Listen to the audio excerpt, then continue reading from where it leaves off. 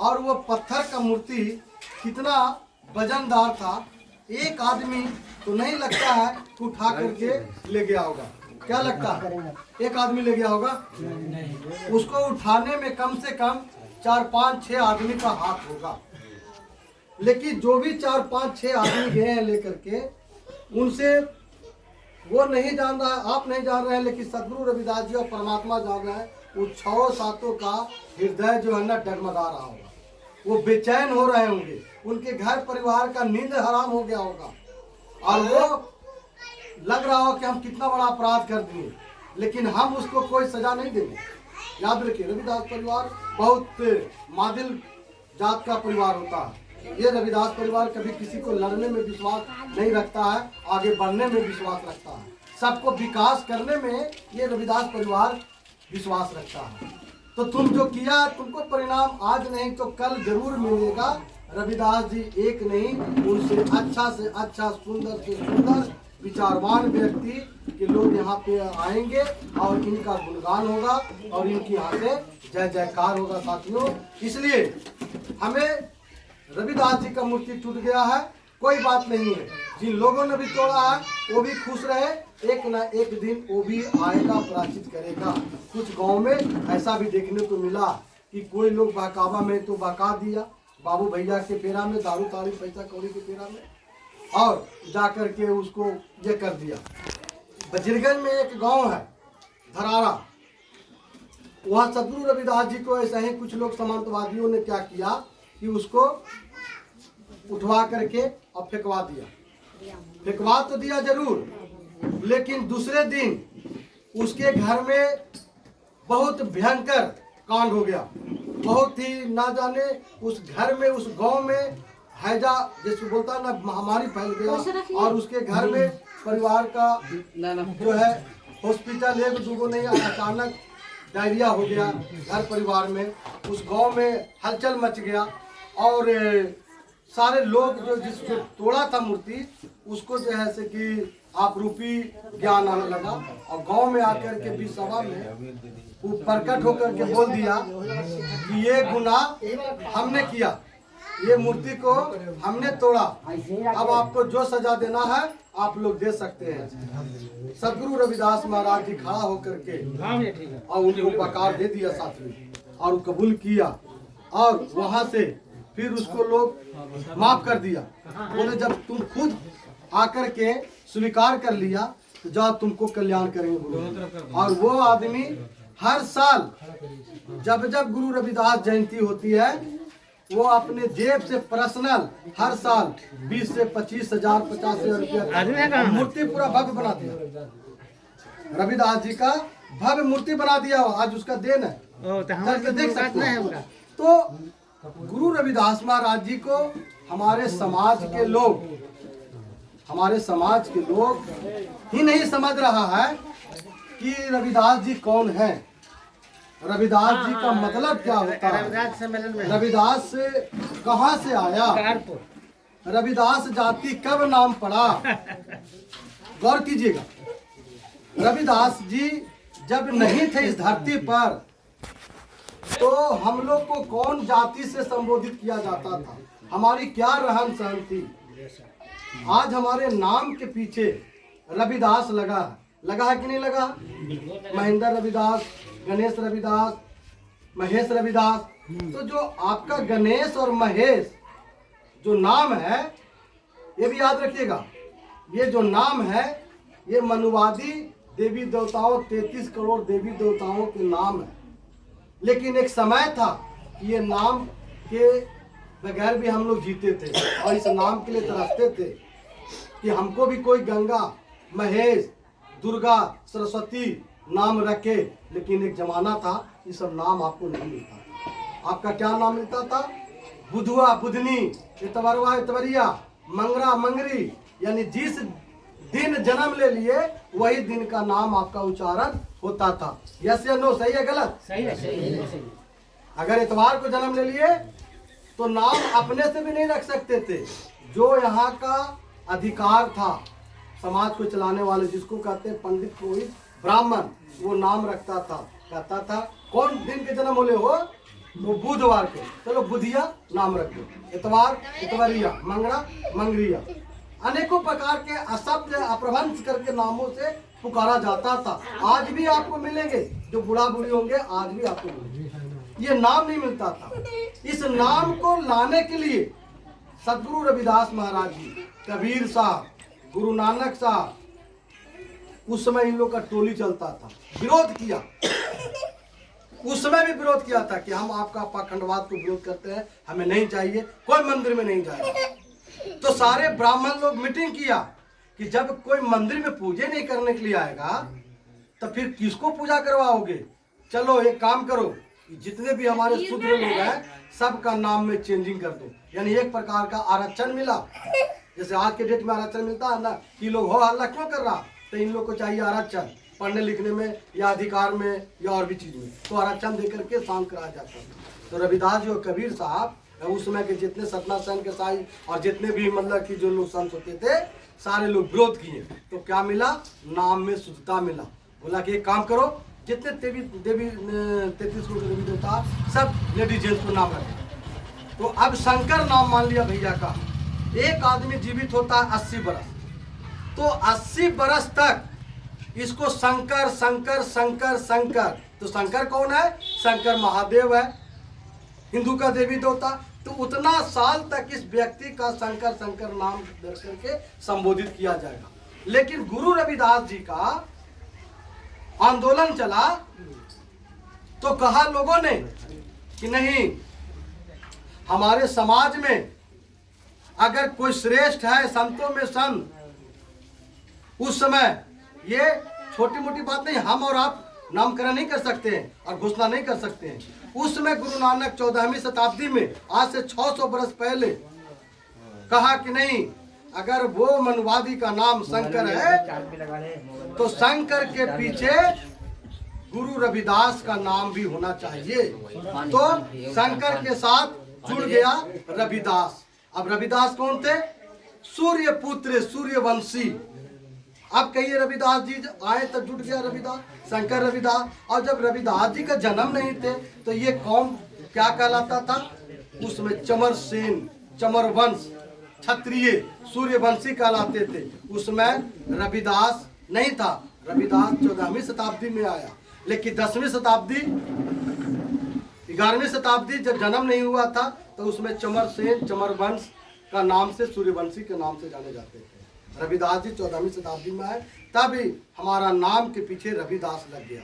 और जब लग गया तो पूरे जगत में जितने भी रविदास थे सब लोग श्रद्धा से अपने नाम के पीछे रविदास रविदास रविदास रविदास रविदास। तो आज देखिए आपके साथ गुरु का नाम जुट गया। कितना महान हम लोग हैं कि हमारे नाम के साथ गुरु जी का नाम जुड़ा हुआ। बताइए एक आध को 6143 जाति में एक आध को जात का नाम बता दीजिए कि उसका गुरु के नाम जुड़ा हुआ है। चाहे वो मांझी हो, पासवान हो, जादव हो, अहिरपुर में नौवा धोबी, कहारपुर में जितनी प्रकार के, बताइए उसके गुरु के नाम जुड़ा हुआ जी है, जुड़ा हुआ, बोलिए। तो आपके गुरु के नाम साथ जुड़ गया तो आप कितना महान हो गए। ये सदगुरु की कृपा है। अब रह गई अंबेडकर साहब। अंबेडकर साहब का जब दौर आया तो गुरु रविदास जी को भी इन ब्राह्मणों ने प्रताड़ित किया। लेकिन ब्राह्मणों को लगा कि कोई साधारण इंसान नहीं है, हम जो इनको साथ छेड़छाड़ कर रहे हैं, एक दिन हो सकता है कि एक दिन हम ही को पराजित होना पड़ेगा। तो सदगुरु रविदास जी जब भटका कर रहे थे तो कह रहे थे क्या कि मोरी जाति विख्यात चमारा, मोरी जाति विख्यात चमारा, बनारस से आस से पासा, ढोल ढोबत है चारों वेद को करत खंडवती, तब विप्र करत दंडवती, मन चंगा तो कठवती में गंगा, मन चंगा तो कठवती में गंगा। प्रेम से बोलिए सदगुरु रविदास महाराज। जब गुरु रविदास जी अपना कर्म कर रहे थे तो विप्र मतलब ब्राह्मण होता है, उनको नमन करते थे। तो गुरु रविदास जी कहे कि तुम मुझे क्यों प्रणाम करते हो, मैं शूद्र, अछूत, दलित, रविदास, चमार जाति का व्यक्ति को आप प्रणाम करते हैं, शोभा नहीं देता। तो सारे ब्राह्मण लोग कहते हैं कि नहीं गुरुदेव, मैं आपका शरीर को प्रणाम नहीं कर रहा हूं, आपका कपड़ा का प्रणाम नहीं कर रहा हूं, आपके अंदर में जो हृदय में वो परमात्मा है, मैं उसे प्रणाम कर रहा हूं, शरीर का नहीं कर रहा हूं। आपका कर्म, आपका गुण का मतलब। और इतनी बड़ी चुनौती इन्होंने दिया कि चारों वेद को कृत खंडवती तब विप्र कृत दंडवती, चारों वेद को इन्होंने एक लाइन में खत्म कर दिया कि मन चंगा तो कटवती में गंगा। जिसका मन और पवित्र शुद्ध रहेगा, मन ही धूप मन ही सुख करूं सहज स्वरूप, जो उसी के घर में मथुरा काशी सब कुछ मिलेगा। तो ये तो तय करना हमको कि किसका मन पवित्र है और किसका अपवित्र है। तब ब्राह्मण लोग जो है इनको नमन करते हैं और कहते हैं कि मोरी जाति विख्यात चमारा। उसी समय बोल दिए कि जो मेरी जाति है वो विख्यात है, कभी नहीं मिटेगा। जब तक सूरज चांद रहेगा, जब तक धरती गगन रहेगा, तब तक गुरु रविदास जी का नाम रहेगा, तब तक हम लोग का यहाँ पे गौरवशाली इतिहास बरकरार रहेगा। साथियों, ये है हमारे सदगुरु रविदास महाराज जी। सदगुरु रविदास जी को जब परिक्रमा पूरा फैलने लगा, मैं इसलिए बताना चाहता हूँ कि हमारा समाज गुलाम क्यों है, हमारा समाज पंडित पुरोहितों को वेदों पर क्यों विश्वास करता, हमारा समाज जन्म लेते ही महान है। जब तुलसीदास ने कहा था कि पूजिए विप्र शील ज्ञान गुणहीना और शूद्र न पूजिए ज्ञान गुण प्रवीणा। तुलसीदास ने कहा कि अगर ब्राह्मण का बेटा चोर भी है, अगर वो ब्राह्मण कुल में जन्म ले लिया तो वो महान है। लेकिन सदगुरु रविदास जी ने क्या कहे कि रविदास ब्राह्मण मत पूजिए जो होवे गुणहीन, और पूजिए चरण चंडाल के जो होवे गुण प्रवीण। यानी तुरंत उनको शब्दों को खंडित किया। सुनो तुलसी, जो तुम बात बोल रहे हो उस बात से पूरे भारत में उपद्रव फैल जाएगा, महामारी फैल जाएगा। इस बात से समता नहीं होने वाला है। जो जिस जात में जो अच्छा कर्म करेगा वही श्रेष्ठ बनेगा। तो पूजिए चरण चंडाल के जो होवे गुणहीन। तो अगर आपके समाज में सदगुरु रविदास महाराज जी अगर रविदास जाति का जन्म ले लिया तो आप समझो उस पंडित ब्राह्मण से भी आप श्रेष्ठ हो। कारण इसलिए श्रेष्ठ नहीं आप बन पा रहे हो कि आपको इतिहास नहीं मालूम, आपको इनके बारे में पता नहीं है। जो पोथी रामायण ले करके शादी विवाह वो पंडित ब्राह्मण कराता है, वो काम तो आप कर सकते थे, ये काम तो आपको करना था।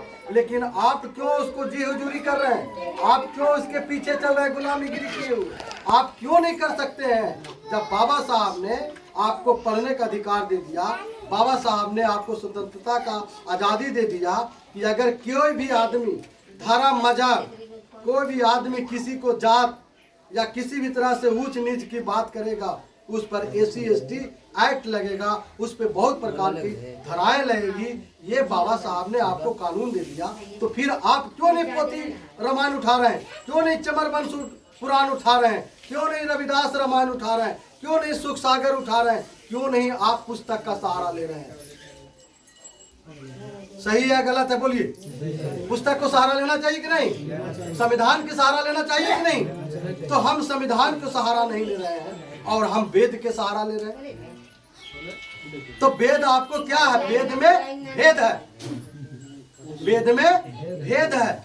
और जब भेद है वहाँ कुछ नहीं, और जहाँ संविधान है वहाँ सब कुछ है। तो आपको संविधान के सहारा लेना होगा, सुख सागर को अमृतवाणी का सहारा लेना होगा।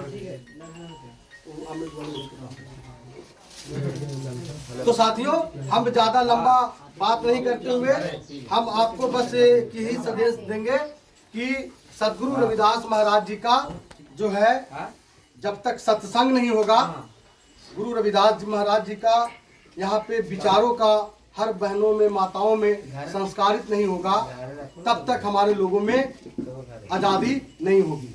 हम गुलाम हैं, और जो व्यक्ति अज्ञानी होते हैं, जो व्यक्ति अज्ञानी होते हैं वही जो है ऐसे की गुलामी करता है, और जो ज्ञानवान बन गया वो कभी किसी से हार नहीं मानने वाला है। इस तरह से सदगुरु को अपने हृदय में ले करके और पूरे बाजार, पूरे देश, पूरे मोहल्ले और कहीं भी वो आराम से और फक्र से और गर्व से लगा के चल सकता है। जब मैं इसको जाता हूँ तो डीएसपी, एसपी, कोर्ट कचहरी, चौक चौराहा सब लोग एक बार देखता है तो कहता कौन बाबा हाथी, कौन बाबा हाथी, हमके पहचानो तो ना बताऊँ ना कौन बाबा है। जब उसको बोलते हैं तो दूर से तो लगता है कि बहुत अच्छा है भाई, जो भी हो बहुत नमन करता है। तो नज़दीक आता है तो पूछते हैं कि पहचानते हैं कौन है, तो ना बताऊँ ना कौन है। ये संत गुरु रविदास जी हैं। ओ रविदास जी, संत गुरु रविदास जी, भगत जी, जिसको सब रविदास चमार लोग जय जयकार करता। देखिए उसकी परिभाषा, उसकी मेंटलिटी तुरंत धर्म में डाउन हो जाता है और कहता है ये तो चमार का देवता है, ये तो चमार का देवता है। तब फिर उसको हम कहते हैं ये चमार का देवता नहीं है, ये पूरे मानव कल्याण करने के लिए आपका भी देवता है। और ये चमार जो आप बोलते हैं ना, ये आज के बाद बोलो मत कीजिएगा, इसलिए कि चमार जो है ना, ये नहीं, चमार आप हैं, ये तो असली चमार है और आप नकली चमार हैं। तक कहता कैसे बताइए हमको। तो सदगुरु रविदास जी ने पूरे राजा महाराजा को समझा करके कहा, किस बात के लिए कहा कि गुरु रविदास जी ने कहा कि जितने भी संसार में है सब चमार हैं। कहा क्या कि चाम के ब्रह्मा, चाम के विष्णु, चाम के सकल पसारा, चाम का जोगी, चाम का भोगी, चाम का गुरु नहीं हमारा। चाम मांस अरुरत का, तन का बना आकार, आके पसारे देख लो सारा जगत चमा। बढ़े गए बड़ा अपने रोम रोम अहंकार, सतगुरु रविदास कहे चारों बरन चमार। हिंदू मुस्लिम सिख ईसाई सब जन्म ते चमार भाई। बोला कि तो पागल हो गया, कि तो हिंदू मुस्लिम सिख ईसाई चारों वर्ण ब्राह्मण क्षत्रिय वैश्य शूद्र ब्रह्मा विष्णु जोगी भोगी इस सबको चमार बुला रहा। अब इसको हाजिर होना पड़ गया राजा के दरबार में। बोला महाराज जी वो संत नहीं, ये तो बहुत बड़ा भयंकर बात बोल रहा। कहता राजा भी चमार है, मंत्री भी चमार है, संतरी भी चमार है, भगवान भी चमार है, देवी देवता भी चमार है। वो पगला गया है संत रविदास क्या? तो बोलता ऐसा बात बोलता है, ला पकड़ करके। अब गुरु रविदास जी को लाया गया कटघरे में, दरबार में पेश किया गया। बोला बताओ तुम रविदास, तुम सबको चमार क्यों बोल दिया? तुम देवी देवता को भी चमार बोल दिया, तुम सिख को भी बोल दिया, गुरु नानक को चमार बोल दिया, तुम यीशु मसीह को भी चमार बोल दिया, तुम सारे मानव कल्याण के लिए भी तुमने चमार बोल दिया। इसका अर्थ बताओ, नहीं तो अभी का अभी तुमको हम यहाँ से बाहर कर देंगे, काशी नगरी से तुमको दूर कर देंगे। तो चारों पट्टी एक तरफ ब्राह्मण का झूठ, राजा महाराजा जितने भी था एक तरफ, और गुरु रविदास जी का सिंहासन एक तरफ। अब सोचिए कि एक तरफ गुरु रविदास जी, वो भी गरीब के बेटा, एक किसान का बेटा, चमड़ा जूता चप्पल बनाने वाला का बेटा, रघुदास का बेटा। एक बाप का नाम था रघुदास और माई का नाम था कलसी। कलसी के बेटा और रघु का बेटा जिसको जन्म लिया तो 3 महीना तक अपने छाती से एक दिन भी दूध नहीं पिया। ये कैसा बालक था भाई?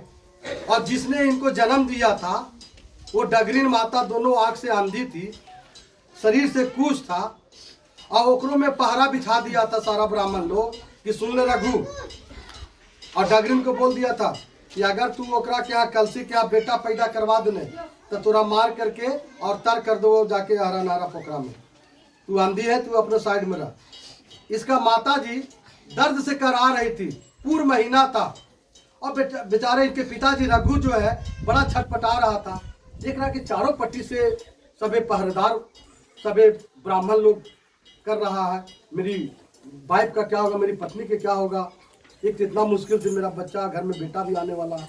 लेकिन फिर भी कहा जाता है कि मारने वाला से ज्यादा बचाने वाला का हाथ होता है। किसी न किसी तरह से अंधेरिया रात था, किसी तरह से कनोटी ओरी आरी करके और चली गई बूढ़ी माता के पास। अब बूढ़ी माता के पास गई तो बोला कि चलो माँ, मेरी पत्नी को परसौ करा दो, और नहीं तो मेरी पत्नी मर जाएगी। कहे बेटा मैं नहीं जाऊंगा, अगर देख लिया ब्राह्मण लोग तो हमको जान मार देगा और तुमको जो सजा देगा सो सजे देगा। किसी तरह से वो अंधी थी, उसको कमर में बांध करके लुका के छुपा करके जबते दबाते हुए और घर में प्रवेश कर गई। और माता जो डगरीन थी वो जा करके गुरु रविदास जी को जन्म, जैसे ही वो बाहर आती है पैर लगता है माता डगरीन का, इतनी चमत्कार कि सदगुरु का चरण से वो डगरीन का जो आंख अंधी थी वो आंख खुल गया, नयन दिखने लगा, शरीर कुछ थी वो चंगा हो गई। ये सदगुरु रविदास जी के चरण से, प्रेम से बोलिए सदगुरु रविदास, गुरु रविदास की शक्ति, गुरु रविदास की शक्ति। जब ये जन्म ली और उसका डगरीन का आंख खुला, अंधी से दिखने लगी, शरीर कुछ था, खड़ी हो गई, तो पूरा लेकर के थाली उसमें पिटाता था। आज भी पिटाता है गाँव देहात में, जब बच्चा होता है तो पिटता है कि नहीं, थाली लेकर के और पीटने लगा। उन्हें रघु और इन्हें अंधी जो थी डगरीन माता पूरा नाचने लगी। बताइए जिसका आँख सही हो जाएगा बहन जी तो वो खुशी के मारे नहीं नाचेगी, पूरा झूमने लगे। करे ये इसमें मतलब कि गुरु रविदास जी मतलब एक बालक जन्म लिया है, ये तो अद्भुत बालक है, और हमको आँख नहीं दिखता था, अंधी थे, हम सही हो गए। चिल्लाने लगा और रघु आगे जाकर के बाहर में दरवाजा पर वो पत्थर थी थाली पीटने लगा। सारे अगल बगल के ब्राह्मण सभी समाज के लोग आ गया, अरे ये तो क्या हो गया, ये तो गजब हो गया, ये तो रघु का बेटा जन्म ले लिया, अब ये हम लोग को छोड़ेगा नहीं। क्योंकि पता हो गया था, जैसे कंस को पता हो गया था कि देवकी के गर्भ से कृष्ण जन्म लेगा, वो हमको संहार करेगा, तो कंस इसलिए उसको मरवाने के लिए तरह तरह का षड्यंत्र रचा था। पता है कि नहीं पता, बोलिए पता है कि नहीं। तो ठीक उसी तरह से वो ब्राह्मणों को पता चल गया था कि रघु के यहाँ जो पुत्र जन्म ले रहा है रविदास, हम लोग को छोड़ेगा नहीं, हम लोग को बेचैन करके रखेगा, इसलिए उसको अंत करना जरूरी होगा। सारे ब्राह्मण लोग अपना साम्राज्य स्थापित करने के लिए बचपन से ही इस पर लग गया था, तरह तरह का मारने का, पीटने का, जलील करने का, ना जाने कितनी परीक्षाएं लेकर के इनके साथ षड्यंत्र किया। लेकिन गुरु रविदास जी साक्षात परमात्मा का देन था, ये अपने विश्वास पर भरोसा करते रहे, इनको कोई बाल बाका नहीं हुआ। तब राजा के पास चलते हैं, दरबार में कहा राजा नरेश काशी के कि सुनो रविदास तुम इधर आओ। क्या बोल दिया सबको, कहते हो कि ब्रह्मा चमार है, विष्णु चमार है, अल्लाह चमार है, ईसा मसीह चमार है, गुरु नानक देव चमार है, मंत्री चमार है, ये राजा चमार है, क्या बात है बता। नहीं तो इसको जवाब दो, और नहीं तो फिर हम अभी तुमको इस नगरी से बाहर कर देंगे और तुमको काला पानी का सजा दिलवा देंगे अपने जेल खाना के। बेचारे रविदास जी अकेले एक तरफ, सारे जमात एक तरफ, बड़ी परीक्षा की घड़ी थी। तब कहा कि गुरुदेव अगर हमें आप बोलने का आज्ञा दिए हैं तो मैं एक प्रश्न करता हूं। गुरु जी ने तब कहा कि ऐसा कोई इंसान हमको आप ले आइए, जो इंसान मिट्टी का बना हो, पत्थर का बना हो, चांदी सोना का बना हो, पीतल तांबा का बना हो, कोई इंसान है जो ले आइए। बोला ऐसा आज तक कोई इंसान नहीं हुआ। तो महाराज जी आपके शरीर में भी वह 5 तत्व है जिससे शरीर का निर्माण हुआ। तो हाँ है, तो एक फट सुन ब्राह्मण क्या बोलता है, हाँ बना है 5 तत्व से, तो क्या बना बोलो। तो उन्होंने क्या कहा ब्राह्मण ने, किसी भी लगेगा पावर के समीरा 5 तत्व से बना शरीर। बोला वायु है, अग्नि है, आग है, पानी है, आकाश है। वो तो है कि जीव का निर्माण किया, लेकिन जो आधार है, ये जो आकार है, इस आकार में क्या है से बताओ।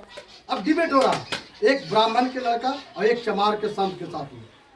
तो गुरु रविदास जी ने कहा कि चाम मान सर रखा तन का बना आकार, आँख पसारे देख लो सारा जगत चमार, सारा जगत चमार। जिस इंसान के अंदर में चमड़ा ना हो, हड्डी ना हो, मांस ना हो, खून ना हो और जीव ना हो, वो इंसान इंसान नहीं हो सकता। बताइए राजा जी, आपके शरीर में क्या है? हड्डी है कि नहीं? तो है। मेरे में हड्डी है। मांस है कि नहीं? हाँ है। खून है कि नहीं? हाँ है। खून है तो लाल है कि पीला? तो नहीं, लाल है। तो जब आपका लाल रक्त, मेरा लाल रक्त, आप मानव मैं मानव, तो फिर आप में हमें क्या अंतर है? तब राजा को आँख खुला, बोला तो बात सही बोलता है भाई। गुरु नानक भी चमार, ईसा मसीह भी चमार, देवी देवता भी चमार, सारे पशु पक्षी भी चमार, इसलिए सारा जगत चमार है। और इनकी जय जयकार हुआ और इनको सिंहासन पर बैठा करके और पूरे काशी नगरी में जैसे कि इनकी जय जयकार हुआ। प्रेम से बोलिए गुरु रविदास। इसे कोई चमार बोलता है तो लज्जित मत होना, तुम गर्व करना कि मैं चमार हूँ, मैं चमार हूँ, तुम बताओ तुम क्या हो। कभी अपने आप को हेजिटेशन मत होना कि हमारा चमार बोल दिया। हाँ, चमड़ा बोलेगा उठा के पटक देना, चमड़ा बोलेगा उसको जवाब देना, चमार बोलेगा गर्व करना कि मैं चमार हूँ, क्योंकि पूरे जगत के सारा मानव प्राणी चमार है। इसलिए कभी अपने आप को हीन भावना से ग्रसित मत होना। मैं गर्व करता हूँ कि मैं चमर कुल में जन्म लिया हूँ। और हम गर्व तब नहीं करते हैं जब हम इतिहास नहीं जानते, हम इनके बारे में जानते नहीं। इसलिए हम लोग उस अछूतानंद को घर में बुला करके और बहुत शौक से शादी विवाह कराते हैं अपने बच्चियों को। जतरा पतरा ग्रह गोत्र नक्षत्र दिखला करके जो भय बना देता है, इसका कारण है कि आप जब तक अज्ञानी बनिएगा तब तक वो आपको लूटते रहेगा। इसलिए खदेड़ना होगा आपको। अगर बाकी में अगर चमर वंश का बेटा औलाद है, सपूत है, गुरु रविदास जी का वाक्य में अगर आप मानने वाले हैं, तो उस अछूतानंद को सबसे पहले आपको खदेड़ना होगा। किस मामले में? आपको ज्ञान के मामले में। तो अछूतानंद कौन हो गया? जिसने हमको अछूत बना दिया। तो अछूत कौन बनाया? उसने मुझे चोर चंडाल ना जाने कितना भी बना दिया। तो देने वाला महान होता है कि लेने वाला महान होता? देने वाला महान है कि लेने वाला? तो हम लोग देने वाला है कि लेने वाले हैं? तो उसको हम लोग देते हैं ना, तो वो झुकेगा ना। तो हमरे कपार बाबा बैठल रहता है, तब ओकरा महान क्या बना रहा? हम ही अपना। तो कारण कैसे बन रहा? हम अज्ञानी है तब ना, हम नहीं जानते तब ना वेद पुराण पढ़ रहा। नहीं तो आज देखिए राकेश के बहन को शादी कौन कराया था? पहली बार पिछले साल किया था ना भाई, मैं देवानंद वर्षी गया में गुरु रविदास धाम पर सैकड़ों शादी करा दिया हूँ। और घर घर में घूम घूम कर पूरे जिला में, पूरे प्रदेश में, सब जगह पर जिस गद्दी पर ब्राह्मण बैठता था उस गद्दी पर देवानंद वर्षी एक चमार का बेटा बैठता। तो एक चमार का बेटा बैठ सकता, तो क्या आप लोग नहीं बैठ सकते हैं? क्या आप लोग के अंदर में जज्बा नहीं आ सकता है? खाली ढोलके हम बजावेंगे, खाली पुरानी ही परंपरा का काम करेंगे? आपको भी एक दिन सुख सागर लेकर के और एक चमर वंश रविदास बनना होगा, पक्का रविदास बनना होगा, तब आपको इज्जत और मान और सम्मान मिलेगा। इसलिए गुरु प्रेमी साथियों, ये जो रविदास या धर्म मिला है, एक अपना घर मिल गया। पहले घर मेरा नहीं था। हमारा क्या घर था? हिंदू धर्म था, बौद्ध धर्म था, क्रिश्चियन धर्म था, ईसाई धर्म था। सब लोग अपना अपना घर बना करके और अपना अपना गुरु को महान देवता बना लिया। लेकिन ये शूद्र का कोई देवता है? बताइए, शूद्र दलितों का कोई संत है? अरे राम भी क्षत्रिय, गुरु नानक भी क्षत्रिय, महावीर भी क्षत्रिय, बुद्ध भी क्षत्रिय है कि नहीं? लेकिन शूद्र के कौन संत है? शूद्र के कौन है आपका धर्म? तो शूद्र के धर्म में अगर एक सदगुरु रविदास चमार का बेटा, चमर कुल का संत, अगर एक संत बनकर के धर्म बना दिया, तो बाकी जात को किरकिरी क्यों हो रहा? बाकी लोगों को धर्म को क्यों किरकिरी हो रहा? क्या 25 करोड़ चमार एक घर में नहीं रह सकता है? एक साथ भाई बंधु प्रेम से नहीं रह सकता है? अगर 4 को भाई हैं तो चारों आपस में लड़ते रहे? यही सिद्धांत है हमारा समाज का? नहीं, अगर 4 को भाई लड़ रहे हैं तो हमारा कर्तव्य है कि चारों मिलकर एक जगह रहो, और नहीं तो घर बर्बाद हो जाएगा। तो इसी कारण से जो हर गांव में चमार बर्बाद हो रहा है, रविदास टोला बर्बाद हो रहा है हर गांव में, उसका एक ही कारण है कि हमको कोई आज तक समझाने वाला मिला, न कोई बताने वाला मिला, न संगठित रहने के लिए कोई कहा। और कह दिया का कि अरे कर तू बात मान रे, तू से कब पढ़ा लिखा नहीं, तो तू अपने BA कर ले, लट तू अपना काम कर। तू कर तू मुखिया में लड़े तो तू मुखिया में ना लड़ सका है, और तेरा कम बाबूजी दौलत बने का, वो लड़ लो मुखिया में तो तू भी खड़ा हो गया। उस सरपंच में खड़ा तो सरपंच में खड़ा हो, और ना हो लो तो लगे तो कि अगर ये सब चमार एकजुट होकर के मुखिया बन जेतो तो हमारा प्रणाम करे पड़तो। एक काम कर, अपने में से कोई अग्नियन को 2-4 गो अगल बगल वाले बुला करके पैसा कौड़ी दे करके और पैदल मुखो खड़ा कर देगा। ला तो राजनीतिक विरासत खत्म, अपने बुझा दल को। तो जहाँ 200 घर के बस्ती रविदास के हो वहाँ एगो मुखिया ना, और जहाँ धोबी बिघा टेकारी में हो एगो धोबी ना हो और 100 घर रविदास हो, जाके पूछिए एगो धोबी ना हो लेकिन नम्मा गंगा कोची हो धोबी बिघा। और मुखिया कौन हो 200 घर के चमार हो, और मुखिया हो फलना जा चिल्ला जा। तो 200 घर चमार के का करा भैया भैया चमार के कहीं कोई मुखिया बना हुआ है। तो ये जो मानसिकता हमारे आपके अंदर में जो घटते जा रहा है इसको दूर करना होगा, इसको हटाना होगा। और जो लायक होगा, जो जैसा होनहार होगा उस व्यक्ति को सब मिल करके हमको समर्थन करना होगा, एक मत होना होगा। और जहाँ सब घर के मुखिया बन जावा तो हर घर कितना सुंदर बनतो ये कहे की जरूरत ना हो। ये अनुभव कर लीजिए। यस या नो? सही है गलत? बोलिए माता जी बहन जी, सही है कि गलत? तो एक मत होना होगा। तो कहा गया कि जहाँ जहाँ जेवा भैया चमड़े का लेवा, न तो कुकुर बिलार के तरह होते व्यवहार, और चमड़े के खातिर दौतन बंदवा दरबार। जो बहुत अब देवी देवता को पूजे हैं, बहुत इधर उधर गए हैं, लेकिन आज भी वही चमार और वही सुलूक किया जाता है। इसलिए हमारा एक धर्म बन गया है रविदासिया धर्म, जो सभी मानव को कल्याण के लिए यह धर्म बना है। किसी धर्म के विरोध में यह धर्म नहीं है, चाहे वो हिंदू हो, मुस्लिम हो, सिख हो, ईसाई हो, बौद्ध हो। मैं सभी को सम्मान करता हूँ क्योंकि मैं गरीब हूँ और गरीब कभी किसी पे शोषण नहीं करता। रविदास जी के पैर से एक भी चिट्ठी नहीं मरा, आज तक इनके ऊपर आपराधिक मुकदमा नहीं है। बाबा साहब पर एक भी आपराधिक मुकदमा नहीं हुआ। इसलिए गुरु रविदास जी और बाबा साहब एक ऐसे संत हुए हैं कि हम गरीबों का ताकत दिया, हम बेजुबानों का जुबान दिया, हम सब लोगों को हिम्मत और ताकत दिया। आज बाबा साहब गुरु रविदास जी नहीं होते तो आज हमारी औकात ऐसा नहीं होता। इसलिए कहते हैं कि जग में सुंदर है दो नाम, चाहे रविदास कहो या भीम, जग में सुंदर है दो नाम। तो जग में सुंदर है दो नाम, चाहे रविदास कहो या भीम। एक ने मुझे पढ़ने को सिखलाया और दूजा ने मुझे भक्ति को दिया। एक ने संविधान दिया और दूजे ने अमृतवाणी दिया। तो फिर हम तीसरा घर कहाँ जाएंगे भाई? तीसरा घर जाओ, वहाँ लाठी डंडा पहना खाओ। तुम्हारा बाप नहीं है उसको बाप कहो और अपने बाप को तिरस्कार करो। अपने बाप को कहने में हमको लज्जा लगता है। हम गुरु जी को तस्वीर को लेके चलने में कहीं हमको कहने दे, अरे ये तो चमड़ा है रे, ये तो रविदासवा है रे, लगे फलना दास के बेटवा, वो चमार ही। अच्छा ठीक है, हम नाम छिपा लेते हैं, जात छिपा लेते हैं, होता कि नहीं होता? तो इसलिए छिपाते रहिए और लात जूता खाते रहिए।